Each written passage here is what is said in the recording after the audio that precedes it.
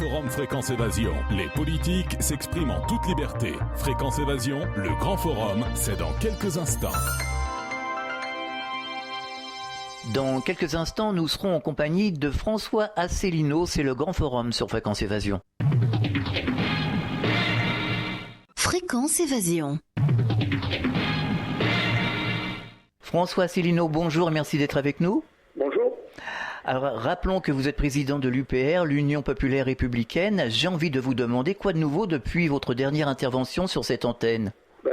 Quoi de nouveau, nous nous sommes présentés à des élections tout au long de l'année 2015, au premier semestre et même encore le 6 septembre dernier dans l'élection législative partielle de la 3e circonscription de l'Aveyron. Et ce qui a été intéressant, c'est que à chaque fois que nous nous sommes présentés, nous avons constaté une augmentation très importante du nombre de voix par rapport à la fois où nous nous étions présentés un an auparavant aux élections européennes.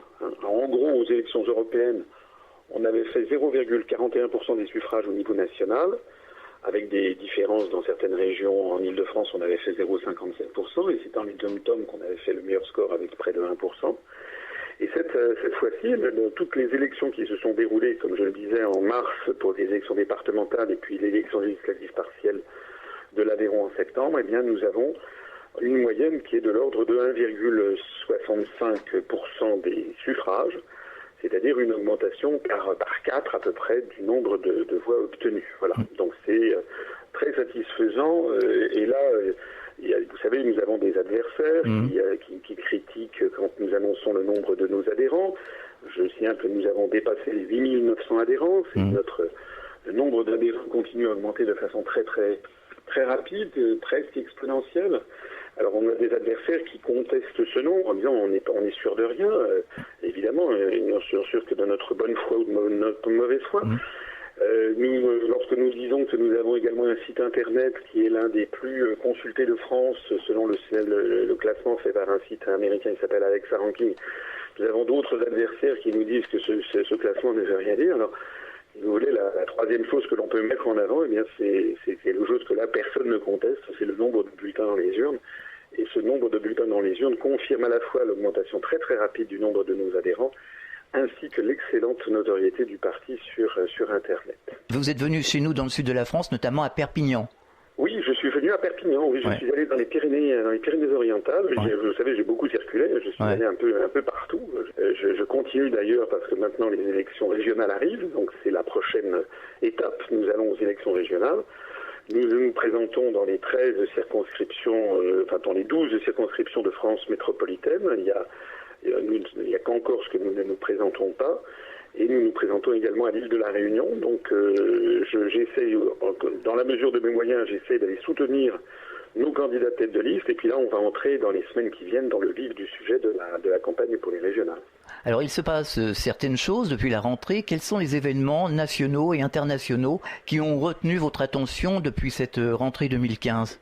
Les événements internationaux tout le monde les connaît bien, c'est-à-dire que je crois que l'événement international, à mon avis, le plus important, c'est quand même l'entrée sur scène de la Russie au Moyen-Orient pour venir combattre le prétendu État islamique en Syrie. Alors cette intervention de la Russie n'a pas fini d'avoir des conséquences à la fois militaires mais diplomatiques et géopolitiques de très grande importance à mon avis, parce que Vladimir Poutine est en train d'administrer la preuve que les Occidentaux ont des relations plus que troubles et étranges avec les prétendus États islamistes et Al-Qaïda et autres. Voilà.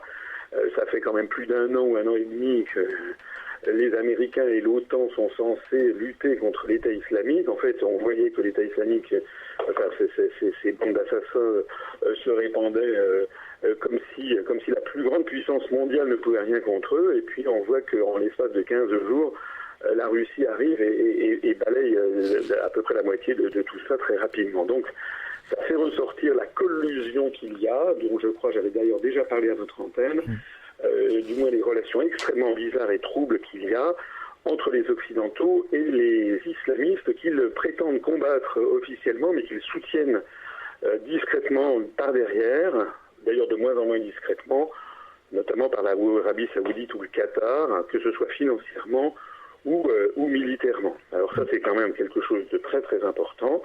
Il y a d'ailleurs en ce moment le débat commence à faire rage aux États-Unis pour la prochaine présidentielle. Et je voyais que Donald Trump, qui est l'un des candidats à l'investiture républicaine, pas plus tard qu'hier, a fait des déclarations absolument saisissantes dans le contexte américain. Il a dit, pour notamment dénoncer la politique de Obama et la politique de la secrétaire d'État Hillary Clinton, il a dit que le monde était meilleur du temps de Kadhafi et de Saddam Hussein. Je ne sais pas si vous vous rendez compte. Alors, je ne dis pas ça pour soutenir Donald Trump, qui est un milliardaire américain républicain et qui, lui, est également souhaite renforcer encore l'arsenal militaire américain. Je ne dis pas ça pour le soutenir lui, je dis ça simplement pour montrer que cet homme qui n'a pas sa langue dans sa poche et qui fait d'ailleurs un tabac aux États-Unis, eh bien, il dit des choses qui sont quand même assez saisissantes, parce que ça revient quand même à dire que toute la géopolitique américaine est en train de se retourner contre l'ensemble du monde et en particulier contre les États-Unis. Bon voilà, je crois que c'est à mon avis, puisque vous me parlez de sujets internationaux, c'est ça où je ne parlerai pas de la position de la France. La France, malheureusement, elle est là-dedans, elle apparaît comme un simple pion des États-Unis. Elle ne pèse plus rien. Bon, ça c'est une éclipse de notre pays. Il faut espérer que l'éclipse ne durera pas trop longtemps. Voilà. Alors vous m'avez interrogé aussi sur les sujets nationaux. Sur les sujets nationaux, j'aurais quand même tendance à favoriser les prochaines élections régionales, parce que c'est quand même ça qui va focaliser l'attention des Français et de plus en plus au cours des semaines qui viennent. Et je me permets d'attirer l'attention de vos auditeurs sur des choses qui sont quand même extrêmement graves. Qu'est-ce qui est grave? Eh bien, c'est que nous sommes réellement dans une dictature qui ne dit pas son nom, mais qui apparaît de plus en plus clairement. Et pourquoi cela? Eh bien, parce que le mouvement politique que je représente est absolument interdit des grands médias. Voilà. Nous sommes traités comme des parias. Nous n'avons accès à aucune émission sur les grandes télévisions, les grandes radios. Il n'est jamais question de nous dans les journaux, dans les magazines. C'est au point même que nous avons d'ailleurs lancé à plusieurs reprises des SOS sur notre page Facebook. C'est au point même que les journaux et les magazines, lorsqu'ils recensent les candidatures déclarées dans les régions, eh bien systématiquement, il y en a certains qui systématiquement omettent notre existence et les déclarations que nous avons faites. Donc c'est fou. Le dernier élément en date dans cette lutte que nous menons pour faire respecter un minimum d'accès à l'information, nous avons saisi il y a 5 semaines le Conseil supérieur de l'audiovisuel, le CSA, pour faire remarquer les anomalies énormes qu'il y avait. Je rappelle que par exemple, des partis comme Nouvelle Donne ou Nous Citoyens, qui n'existent plus, qui sont incapables de présenter quelque liste que ce soit, ces partis ont été lancés à la fin 2013 pour les élections européennes. Ils avaient été à peine lancés qu'ils avaient eu droit à parler au journal de 20h de TF1. Je rappelle que M. Besancenot et le nouveau parti anticapitaliste sont régulièrement, M. Besancenot, il était encore il y a quelques jours, sont régulièrement invités à la télévision. Nous n'avons jamais rien, alors que, je le disais en préambule de cet entretien, nos résultats électoraux, qui là sont absolument incontestables, certains peuvent contester le nombre de nos adhérents ou le classement sur Internet, ils ne peuvent pas contester les résultats électoraux, eh bien, ils sont là pour montrer que nous sommes le mouvement politique en plus forte croissance de France. Eh bien, le CSA que nous avons donc saisi nous a répondu, aujourd'hui même, on a reçu un courrier pour nous expliquer en gros que c'était comme ça, qu'il n'y avait rien à faire, et que c'était très bien comme ça. Ah oui. Donc nous ne sommes absolument plus protégés. Qui est-ce qui assure encore la démocratie un petit peu en France? Eh bien, d'une part, ce sont des radios et des télévisions de web, d'Internet, ou de la bande FM, comme par exemple Fréquence Évasion. Puis, c'est également, il faut reconnaître, je suis invité régulièrement à m'exprimer sur les médias russes, sur Radio Sputnik ou Russia Today, qui sont là pour nous donner un petit peu la parole qui nous est refusée dans la patrie de Voltaire et des droits de l'homme. C'est quand même étonnant. Oui. Plus qu'étonnant. Plus qu'étonnant. Quelle est votre opinion sur l'indépendance de la Catalogne? Alors, c'est une question que je vous remercie de poser parce qu'elle est très très importante, non seulement pour l'Espagne, mais pour la France. Nous participons aux élections régionales. Bien entendu, certains adversaires disent « mais vous voulez sortir de l'Union européenne, de l'euro et de l'autre sens. Alors, en quoi est-ce que ça concerne les élections régionales ?» Alors d'abord, nous on répond, mais tous les partis politiques parlent de leur programme national. On n'imagine pas que Mme Le Pen, par exemple, elle passe son temps à parler de l'immigration. Je rappelle que les régions n'ont absolument aucun pouvoir en matière migratoire. Donc elle parle bien de sujets nationaux. Nous présentons à ces élections régionales et nous allons expliquer aux Français pourquoi on a charcuté leurs régions et leurs départements et leurs communes. En France, il y a une politique décidée venue du sommet sur laquelle les Français n'ont absolument jamais été consultés. On aura encore moins expliqué les tenants et les aboutissants de cette affaire. On explique aux Français qu'il faut absolument supprimer les départements, alors que c'était l'héritage de la Révolution française. Les départements ont fait voler en éclats les provinces d'Ancien Régime pour assurer l'égalité des territoires et l'égalité de tous les Français devant la loi.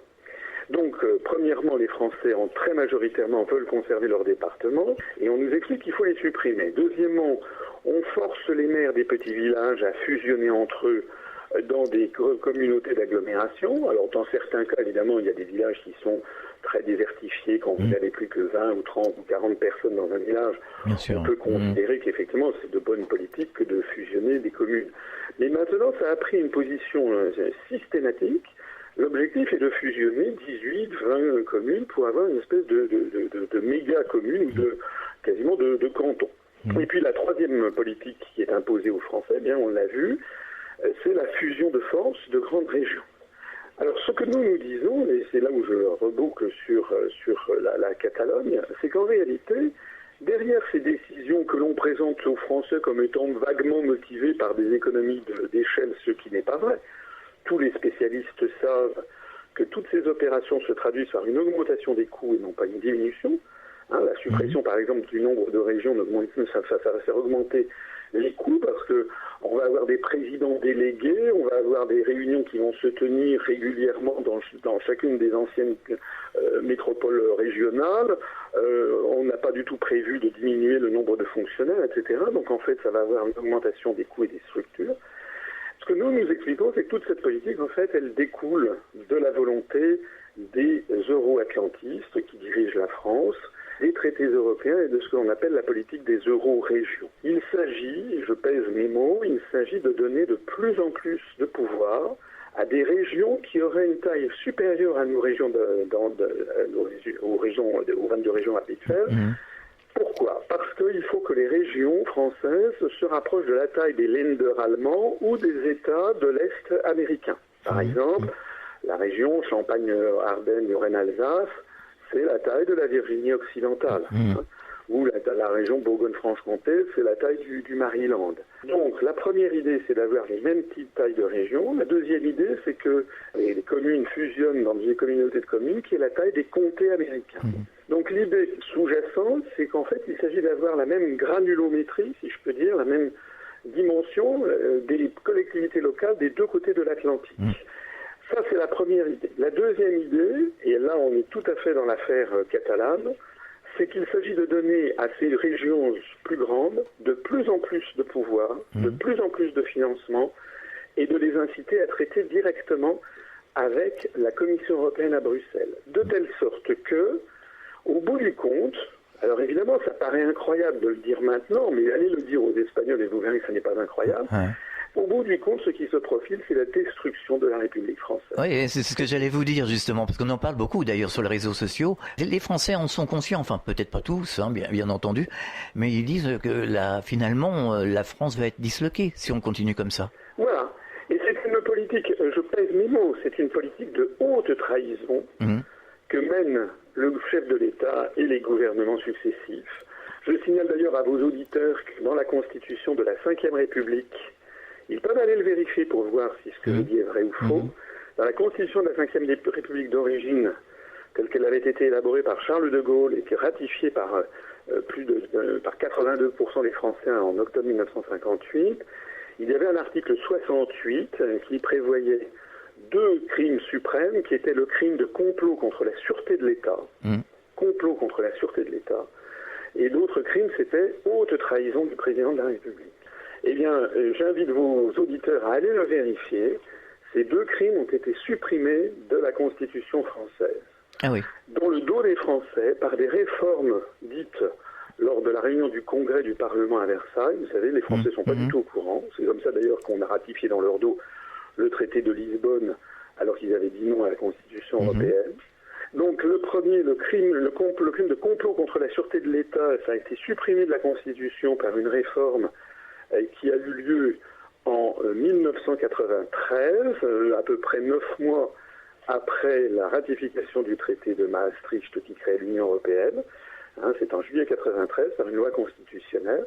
Et le crime de haute trahison a été supprimé de la Constitution française par une réforme constitutionnelle qui a eu lieu début 2007, quelques semaines avant l'arrivée de Nicolas Sarkozy à l'Élysée. Alors moi, ce que je dis, c'est qu'il faut quand même avoir une idée derrière la tête, n'est-ce pas, pour supprimer de notre loi suprême ces deux crimes. Et malheureusement, je suis obligé de constater qu'il y a une logique à la suppression de ces deux crimes. C'est la logique que je viens de vous décrire, qui est la logique de dislocation des États-nations. Alors ici ajoute un autre phénomène très très grave, c'est que les pouvoirs publics envisagent, il y a quelques jours, une consultation ultra confidentielle qui a été faite entre initiés, mais qui était quand même en ligne sur le site officiel du ministère de la Justice à Paris. Il y avait une consultation sur le projet de ratification de la Charte des langues régionales et minoritaires. Ouais. Alors la Charte des langues régionales et minoritaires, c'est quelque chose d'exceptionnellement grave, puisqu'il s'agit que les États qui la ratifient, les États faisant partie du Conseil de l'Europe, ont l'obligation ensuite juridique, tenez-vous bien, de développer l'enseignement, de promouvoir dans tous les domaines de la vie les langues régionales ou minoritaires. En fait, il s'agit de développer, de transformer les États d'Europe en tour de Babel. Alors, comment ça se passe pratiquement ? Eh bien, l'Espagne a été un laboratoire, si j'ose dire. L'Espagne a signé cette charte en 2001, l'a ratifiée en 2001, je crois.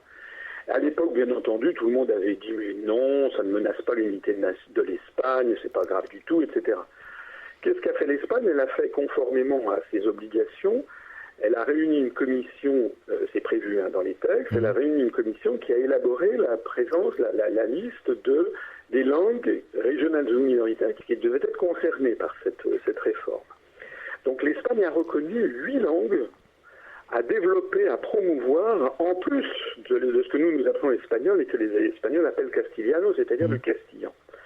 Et parmi ces 8 langues, eh bien, il y a notamment la langue basque, qui a d'ailleurs le statut de langue co-officielle, c'est-à-dire que tous les documents administratifs, etc., tout doit être traité à égalité, l'enseignement et autres. Et il y a eu le catalan.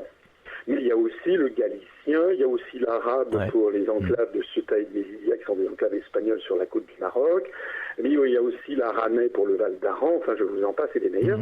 Il y a au total désormais 9 langues. Alors à l'époque, en 2001, on avait expliqué aux Espagnols que c'était pas du tout grave, que ça ne menaçait pas du tout l'unité nationale. En réalité, vous voyez ce qui se passe. Si, c'est une attaque directe contre l'unité nationale espagnole.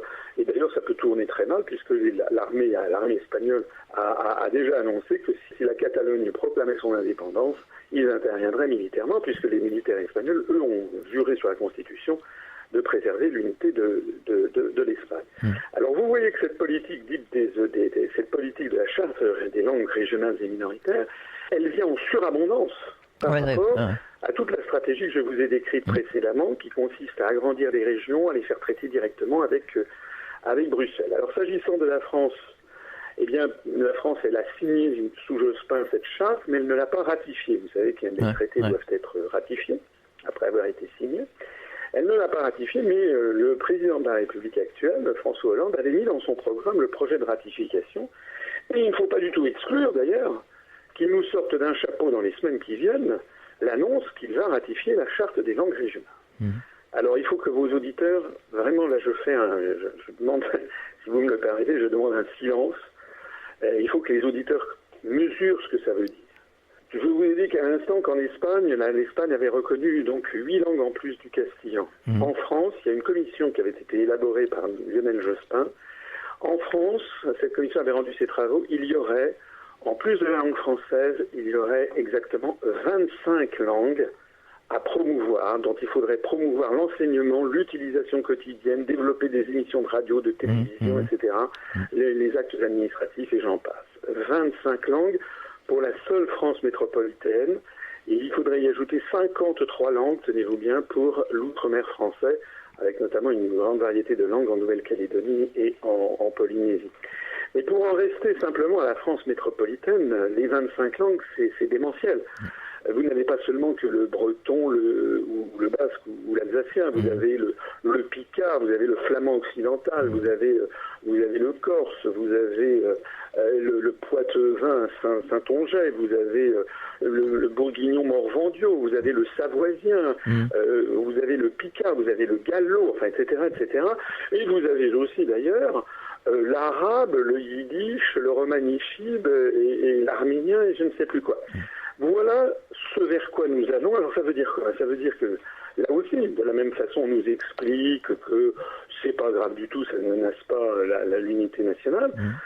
Le problème, c'est qu'au moment, il y avait déjà eu un projet de ratification de cette charte en 1999, donc sous Chirac et Jospin, et le Conseil constitutionnel avait été saisi par 60 députés et sénateurs, et le Conseil constitutionnel avait jugé que c'était inconstitutionnel parce que ça menaçait justement l'indivisibilité de la République, l'unité nationale et l'égalité des Français devant la loi. Voilà. Alors là aussi, il y a eu une réforme constitutionnelle faite dans le dos des Français, sous Sarkozy, et qui a introduit un nouvel alinéa 75 alinéa 1 dans la Constitution, qui a introduit le concept de langue régionale, de telle sorte que il n'est pas certain que s'il y avait une nouvelle saisine du Conseil constitutionnel, celui-ci déciderait que c'est contraire à la Constitution. Voilà, c'est un peu technique tout ce que j'ai dit, mais je pense que c'est assez clair. Il faut vraiment que les auditeurs le comprennent bien ce que ça veut dire. Il faut bien comprendre que si nous laissons faire, c'est exceptionnellement grave. D'ailleurs, la décision du Conseil constitutionnel de 99 n'avait pas marché ces mots.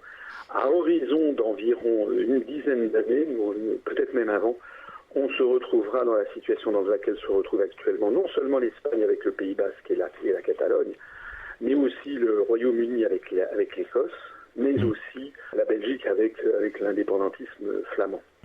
Alors peut-être certains diront parmi les auditeurs, des gens qui veulent baisser les bras, vous savez, ce que De Gaulle stigmatisait en dénonçant l'esprit d'abandon, il y a des gens qui diront, bah oui, mais c'est l'avenir. Non, c'est pas l'avenir. Parce que qu'est-ce qui se cache derrière? Ce qui se cache derrière, c'est que ces provinces qui voudraient avoir l'indépendance le font toujours en disant qu'elles veulent être indépendantes dans le cadre de l'Union européenne. Il n'y en a aucune qui propose de sortir de l'Union européenne, les pseudo-indépendants. Donc en réalité, il s'agit de pulvériser la nation France parce que c'est encore celle qui protège le peuple français.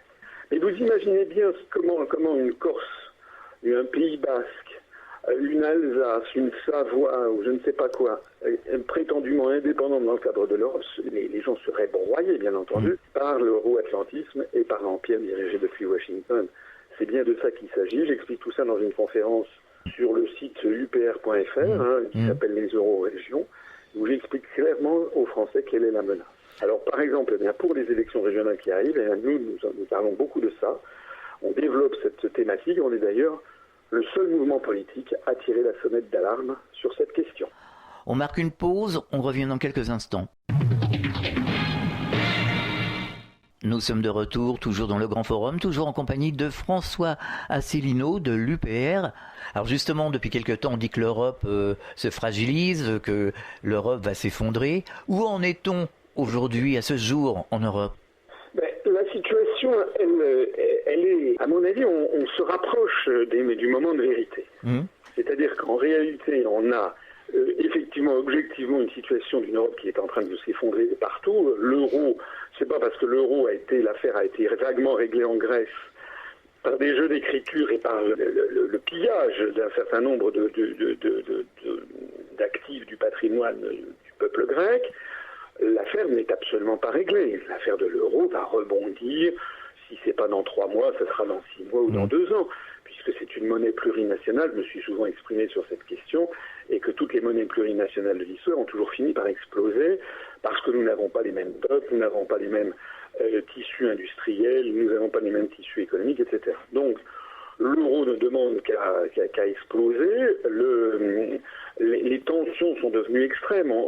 Je n'ai pas parlé tout à l'heure de la question des migrants, mais là aussi, il y aurait beaucoup de choses à dire. Justement, j'allais vous poser la question. Comment ressentez-vous le problème des migrants ? Écoutez, je l'ai déjà dit, on ne peut pas, quand on voit des pauvres gens qui arrivent comme ça sur les plages, on ne peut pas les rejeter à la mer. Ça, je veux dire, il faut être c'est évident, des êtres humains, bien sûr. Sont nos semblables. Donc on ne peut quand même pas avoir des politiques du style yaka, faucon, ça c'est des propos de comptoir, c'est pas des propos d'hommes d'État.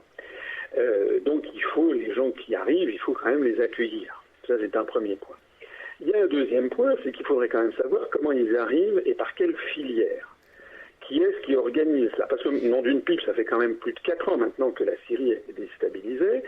Comment se fait-il que d'un seul coup, on a des dizaines de milliers de gens qui affluent tous les jours, alors que ça n'a pas été le cas pendant les 4 années précédentes? Oui, beaucoup de gens s'en étonnent. Voilà, on a l'impression qu'il y a quelque chose qui est organisé. Cette impression se renforce quand on voit les déclarations de certains responsables politiques. C'est-à-dire qu'on a quand même affaire à ce que certains pourraient appeler une invasion. C'est un propos polémique. Moi, je préfère dire que ce sont des réfugiés de guerre, mais normalement, face à des réfugiés de guerre, eh bien, il y a un organisme qui s'appelle le Haut Commissariat des Nations Unies pour les réfugiés, le HCNUR, qui est justement fait pour ça. Donc, normalement, ça devrait être le Haut Commissariat des Nations Unies pour les réfugiés de guerre, qui devrait être sur les pourtours méditerranéens, qui devrait accueillir les réfugiés et qui devrait ensuite les répartir entre tous les membres de l'Organisation des Nations Unies. Donc notamment aux États-Unis, au Canada, en Australie, en Russie, en Amérique du Sud, et puis aussi, ne l'oublions pas, dans la Ligue arabe quand même, les pays en Arabie Saoudite et le Qatar. Donc l'affaire est présentée comme si la seule solution, comme si les seuls fautifs, les seuls peuples qui étaient sommés d'accueillir ces réfugiés étaient les peuples de l'Union européenne. C'est quand même très étonnant, très très étonnant. C'est même, enfin, on flaire le montage. Voilà. Cette affaire se renforce encore par les déclarations donc d'un certain nombre de responsables économiques ou d'hommes politiques ou de femmes politiques, je pense à Mme Merkel, qui dit on ne peut pas faire autrement que d'accueillir tout le monde, et puis on est en train, en fait, d'organiser une véritable filière extra-juridique où on fait venir sans aucune des discriminations, on fait des discriminations en fonction, on ne sait pas, il y a peut-être parmi ça des gens qui ont commis des vols, des crimes, on ne sait pas. On fait venir d'un seul coup une dizaine de milliers d'immigrants en Europe sans que l'on ait demandé quoi que ce soit au peuple d'Europe. Il n'y a même pas eu, sauf erreur de ma part, il n'y a même pas eu de débat à l'Assemblée nationale. Enfin, c'est quand même absolument ahurissant. Tous les principes de la démocratie s'effondrent les uns après les autres. Voilà. Et dernier point, vous avez les responsables du monde économique, je pense en particulier au patron d'Airbus, qui a dit hier, qu'il fallait, pour pouvoir trouver de l'emploi à ces réfugiés, il fallait, devinez quoi, il fallait baisser les salaires versés aux employés d'Airbus. Voilà. Donc, en d'autres termes, on a l'impression que les détenteurs de capitaux, que les gens qui possèdent les grands groupes industriels se frottent les mains à l'idée d'avoir une main-d'œuvre servile et bon marché qui n'aura aucune revendication puisqu'ils sortent de l'enfer, et que ça va permettre bien de peser sur les coûts salariaux et sur les acquis, les conquêtes sociales qui ont été obtenues par nos parents, nos grands-parents et nos arrière-grands-parents depuis la fin du XIXe siècle, et que tout ceci est fait pour également peser sur les comment dirais-je, le statut social des peuples d'Europe. Voilà. Alors, face à ça, ce que nous disons, nous, c'est qu'il faudrait, d'une part, avoir recours au commissariat des Nations Unies pour les réfugiés.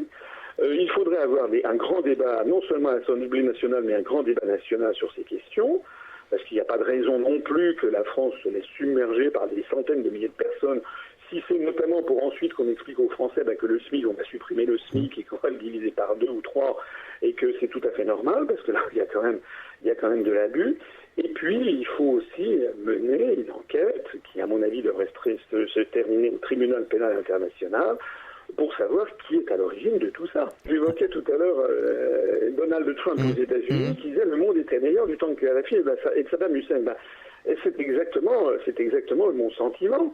Je ne suis pas là pour défendre Saddam Hussein ou Kadhafi, pas plus que Bachar el-Assad, mais force est de constater que du temps où il y avait ces dirigeants qui menaient leur pays d'une main de fer, c'est exact, c'était des pays qui étaient des pays stables, des pays où il y avait la paix publique, la paix civile, les gens ne s'enfuyaient pas. Alors sans doute il y avait des gens il y avait une répression contre les opposants, ça c'est exact.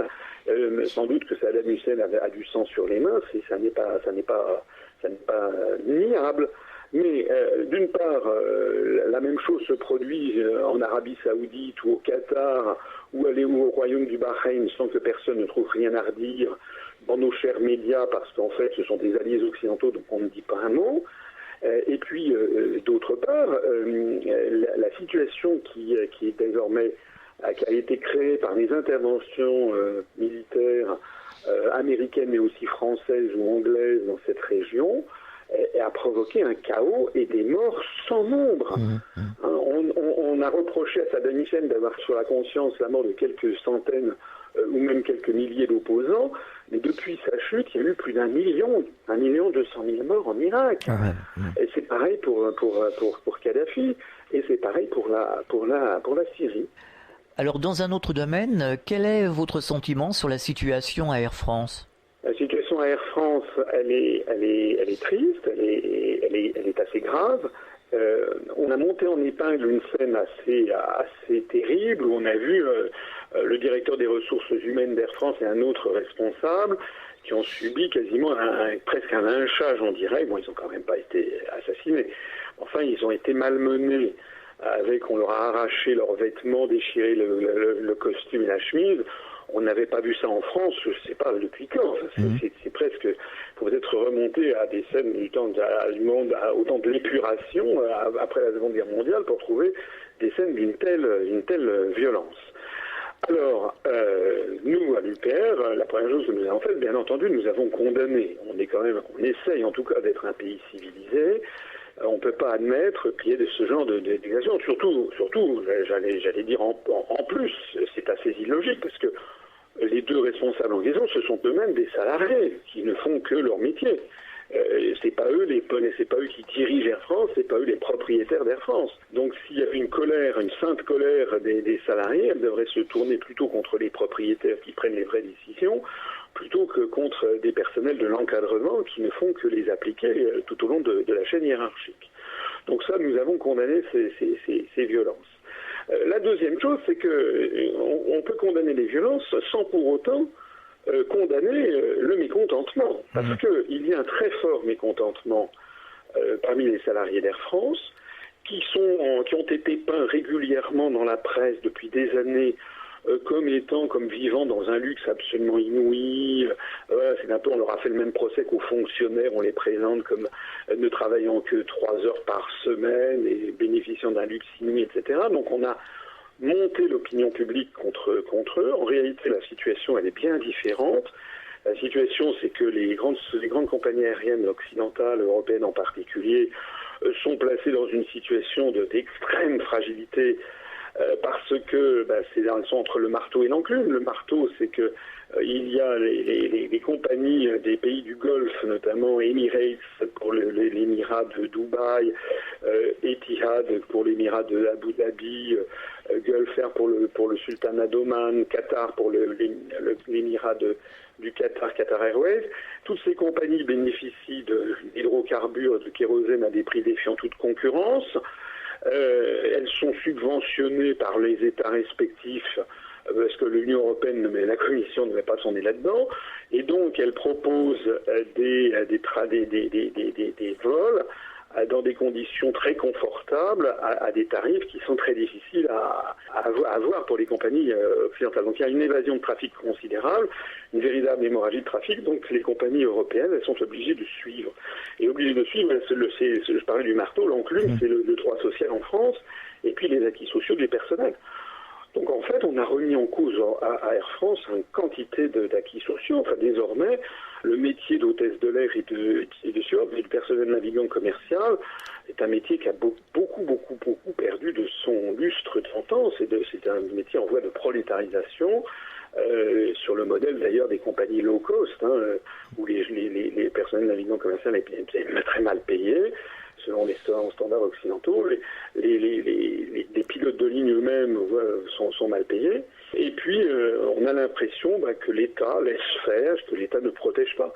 Donc quand on voit que ces personnes, ils ont subi plans sociaux sur plans sociaux sur plans sociaux et qu'il n'y a jamais le bout du tunnel et qu'on leur en demande encore davantage, nous avons des salariés d'Air France qui sont à l'UPR, et il y en a beaucoup qui m'ont signalé que ce que pensent les salariés, c'est qu'ils pensent qu'en fait le gouvernement a fait une croix sur Air France. Vous savez, nous avons un gouvernement, on a des dirigeants qui ne dirigent plus la France dans l'intérêt du peuple français. Ils dirigent la France dans l'intérêt d'une oligarchie industrielle et économique et financière qui a pris le pouvoir dans les pays occidentaux comme une véritable mafia et qui a mis la main en particulier sur les médias de grande diffusion. C'est la raison pour laquelle d'ailleurs nous sommes à ce point bannis. Et si j'avais un appel à lancer aux auditeurs, je leur dirais, je les conjure de quelque chose. Pour l'amour de Dieu, ne revotez pas pour l'UMP de l'ULR ou pour le PS ou pour le MoDem ou pour le FN ou pour tous ces partis. Le FN, c'est un cas un peu particulier, mais je n'ai pas le temps d'en parler aujourd'hui. Mais ne revotez pas pour tous ces partis parce que nous aurons exactement la même situation. Bien sûr. Le FN aussi, d'ailleurs. On aura encore une situation de blocage. On nous fera encore le sketch. Madame Le Pen fera encore un dérapage de dernière minute, puisque nous, notre analyse, c'est que le FN est la meilleure roue de secours du système qu'il prétend combattre. Et donc ce que nous disons, il n'y a aucun risque à voter pour l'UPR aux élections régionales, il y a tout à gagner. Si notre liste fait un score qui surprend les observateurs, eh bien d'abord ça nous fera largement connaître médiatiquement, et puis surtout ça fera réfléchir les gens qui nous dirigent. On marque une pause, on revient dans quelques instants. Nous sommes de retour, toujours dans le Grand Forum, toujours en compagnie de François Asselineau de l'UPR. Alors, on entend partout les Français se plaindre de la situation générale qui se dégrade de jour en jour. On a l'impression que la marmite est en train de bouillir et pour autant il ne se passe pas grand-chose ou presque rien. Où cela va-t-il nous mener ? Vous avez parfaitement raison dans votre diagnostic. Moi, je parcours la France depuis plus de 8 ans en faisant des conférences. Et j'avoue que je suis perplexe quant à la situation de notre pays. Le mécontentement est absolument général. Ah ouais. D'ailleurs, c'est assez normal parce que quelle que soit la profession, on ne trouve que des professions qui ont des raisons de se plaindre. Bon, je n'ai pas parlé des professions réglementées, mais j'aurais pu en parler. Les notaires, les architectes, etc., etc. Bon, les chauffeurs de taxi, tout le monde se plaint en tous les domaines. Ah ouais. Et pour autant, effectivement, on a l'impression qu'il y a une formidable apathie, que les Français ne croient pas à la possibilité de changement. Le résultat, c'est qu'on est dans une espèce de situation qui ressemble à ce qu'était l'Union soviétique vers la fin. C'était un peu la même chose, c'est-à-dire c'était un pays qui prétendait avoir trouvé la loi de l'avenir, la loi de l'histoire, que la construction du socialisme, ça allait on ne pouvait pas, c'était fatal. Et malheureusement, les promesses qui avaient été faites ne correspondaient pas aux résultats. C'est un peu la même chose avec la construction européenne.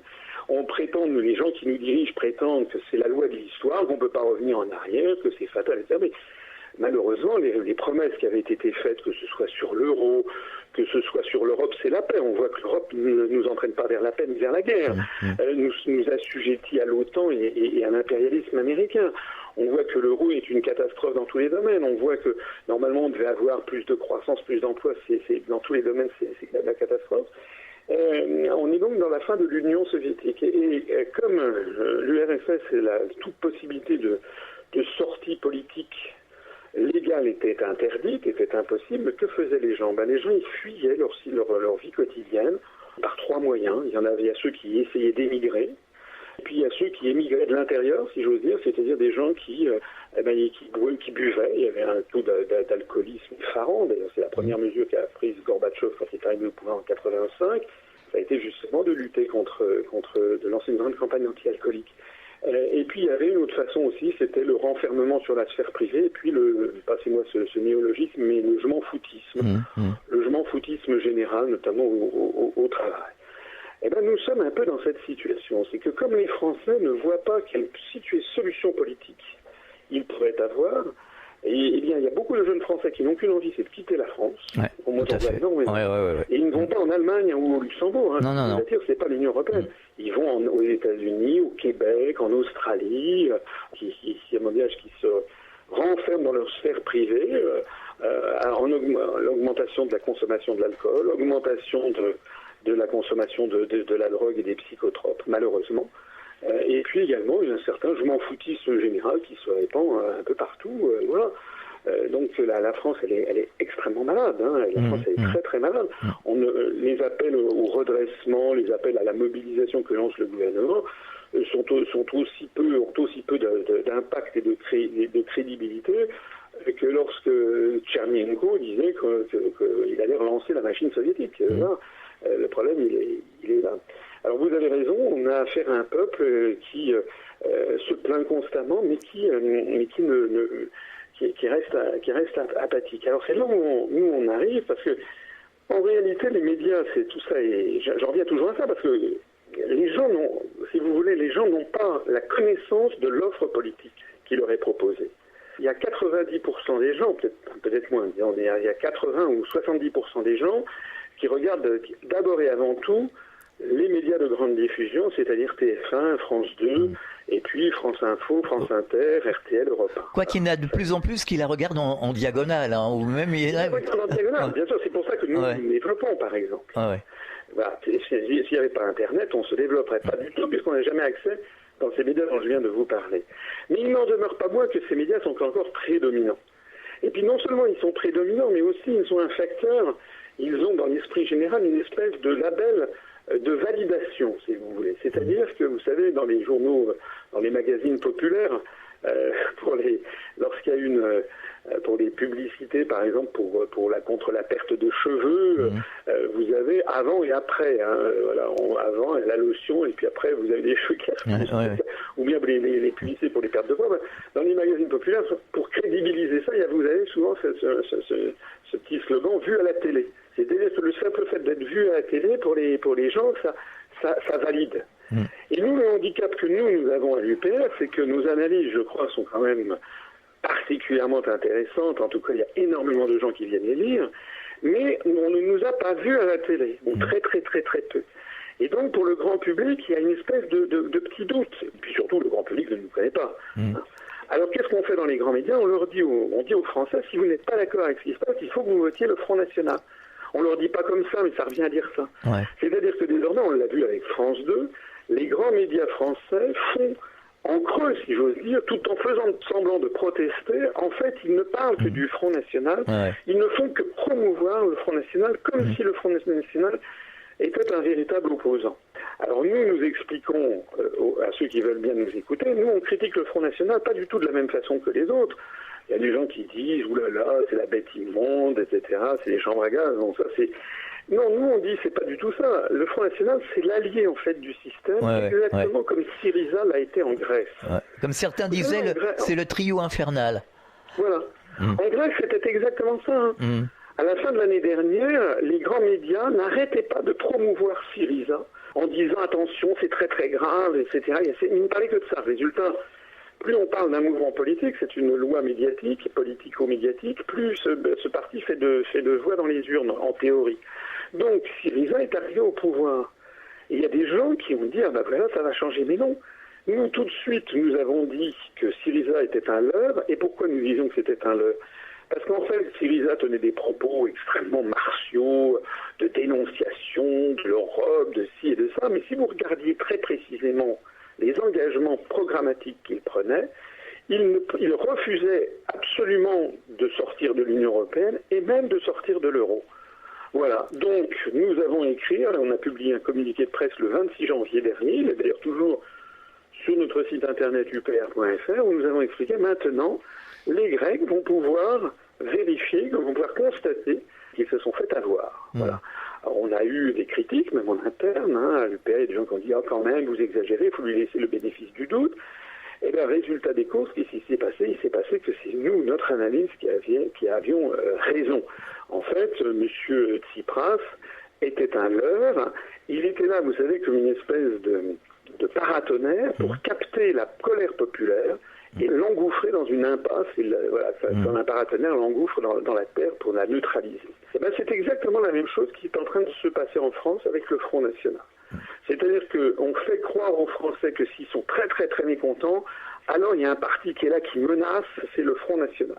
Mais quand nous disons aux gens, allez regarder les engagements précis que le Front National prend, vous verrez qu'il n'est jamais question de sortir de l'Union européenne par l'article 50, ni de sortir de l'euro, ni de sortir de l'OTAN par l'article 13 du traité de l'Atlantique Nord. Voilà ce que nous disons. Et d'ailleurs, c'est le bon sens même. Si le Front National faisait peur au système, Mme Le Pen et ses lieutenants ne passeraient pas constamment dans les médias. En revanche, si nous étions une partie prenante au système, nous passerions régulièrement. Il suffirait de nous faire passer de temps en temps dans les médias pour justement montrer qu'il y a d'autres solutions. Et non, nous, on nous cache, l'oligarchie qui tient les médias ne veut pas que les Français connaissent l'Union populaire républicaine. Alors, c'est la question que doivent se poser vos auditeurs. Mais pourquoi est-ce que les grands médias ne veulent-ils pas que je connaisse l'UPR ? Oui, c'est sûr. Alors, un dernier point. Le présentateur Philippe Verdier, le présentateur météo, vient de sortir un livre sur le prétendu réchauffement climatique. Et finalement, est-ce qu'il dénonce ce que certains pensaient tout bas ? Est-ce qu'il ne dénoncerait pas quelque chose? Alors là, je ne prendrai pas de position sur le fond du sujet, parce que je sais que c'est un sujet qui est débattu entre les spécialistes. Il y a des gens qui disent qu'effectivement on assiste à un réchauffement climatique très significatif, et puis il y en a d'autres qui se fondent sur d'autres expertises, qui disent que pas du tout, et qui disent qu'en fait c'est une gigantesque manipulation de l'histoire de réchauffement climatique, et qu'en fait il y a des intérêts sonnants et trébuchants très importants qui se cachent derrière. Pour ce qui me concerne, je ne suis pas suffisamment expert pour me faire une opinion sur le sujet. En revanche, ce que je constate, c'est que voilà un journaliste qui a fait un travail, je crois, d'investigation et qui a publié un livre, que ce livre, semble-t-il, a déplu à quelques entreprises françaises, et donc le journaliste a été, si j'ai bien compris, mis à pied. Bon. Donc là aussi, ce qu'il faut bien comprendre, quand je parlais tout à l'heure des relations de l'UPR avec les médias, c'est que lorsque je critique les grands médias, d'ailleurs je ne les critique pas, je les démasque et je les qualifie.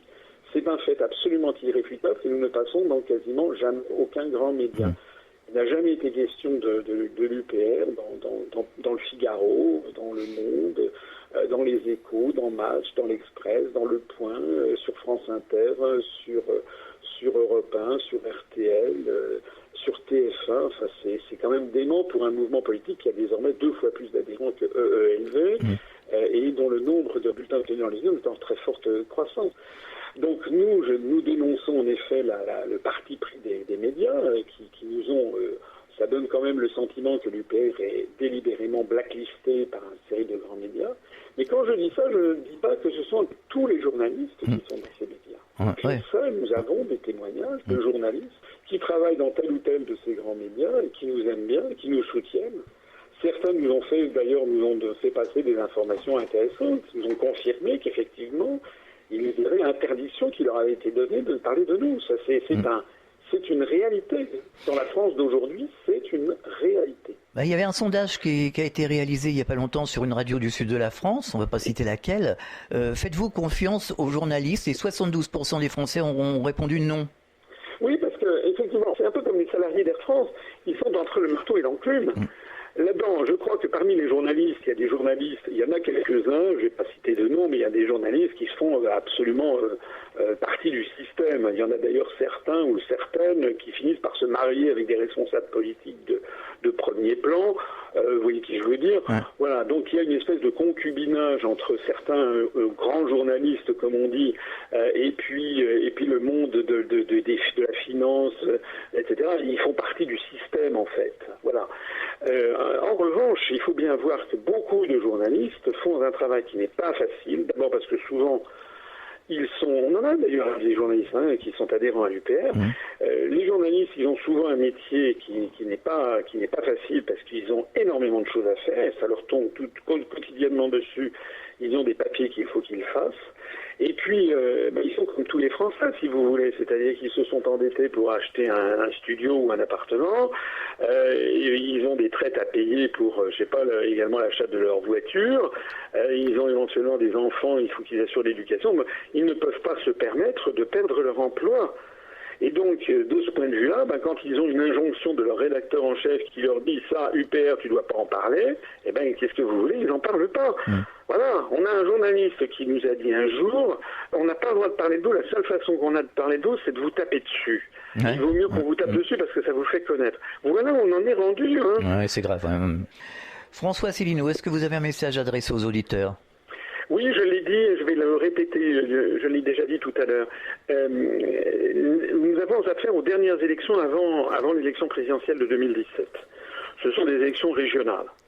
Elles vont avoir lieu le 6 et le 13 décembre, c'est-à-dire les 2 dimanches où les grands magasins sont ouverts pour les achats de Noël. Il risque donc d'y avoir un taux d'abstention extrêmement important. La solution, ça n'est pas de s'abstenir. Parce qu'il y a des gens qui disent « moi, de toute façon, je m'abstiens, etc. » Lorsqu'il y aura 80% d'abstention, on verra bien. Je peux dire aux gens qui raisonnent comme ça que lorsqu'il y aura 80% d'abstention, ça ne changera absolument rien. On a déjà eu le cas, il y a des élections européennes en Slovaquie la dernière fois où il y a eu 80% d'abstention. Les députés slovaques au Parlement européen, ils ont été élus, et puis voilà. Donc, les gens qui pensent que s'abstenir, c'est une solution, se trompent complètement de diagnostic. Ça ne gêne absolument pas les dictateurs qui nous dirigent et que le peuple s'abstienne. Regardez aux États-Unis, il y a depuis des décennies et des décennies 50 à 60% d'abstention au moment de l'élection présidentielle. Le système continue parfaitement comme il est. Donc la solution, ce n'est pas l'abstention. J'invite donc tous vos auditeurs à se mobiliser pour aller voter. Et à voter pour qui ? Pour, évidemment, je ne vais pas dire le contraire, à voter pour l'UPR. Mais pourquoi voter pour l'UPR ? C'est parce que nous sommes un parti réellement différent de tous les autres, puisque nous sommes le seul parti totalement blacklisté des grands médias. Et donc il doit bien y avoir une raison pour ça. C'est que nous disons des choses que les autres médias ne disent jamais, et ne veulent surtout pas que les Français sachent. Rappelons l'adresse du site de l'Union populaire républicaine, c'est www.upr.fr. Merci François Asselineau et à très bientôt. Merci beaucoup à vous. Fréquence Évasion.